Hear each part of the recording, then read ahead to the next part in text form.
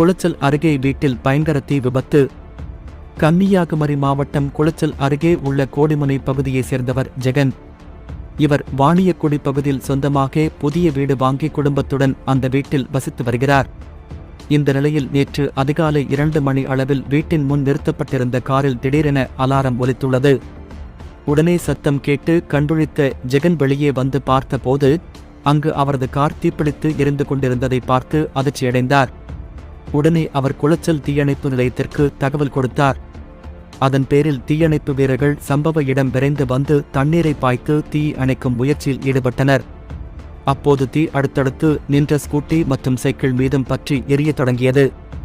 அதன்பின் தீயணைப்பு வீரர்கள் 1 மணி நேரம் போராடி தீயை அணைத்தனர். இந்த தீ விபத்தில் கார், ஸ்கூட்டி மற்றும் சைக்கிள் முற்றிலும் எரிந்து நாசமாகின. மேலும் கார் அருகே கட்டியிருந்த நாயும் உடல் கருகி பரிதாபமாக இறந்துள்ளது. பாசமாக வளர்த்த நாய் உடல் கருகி பலியானதால் குடும்பத்தினர் மிகுந்த சோகத்திற்குள்ளாயினர். தொடர்ந்து இதுகுறித்து குளச்சல் போலீசார் வழக்கு பதிவு செய்து தீ விபத்துக்கான காரணம் குறித்து விசாரணை நடத்தி வருகின்றனர்.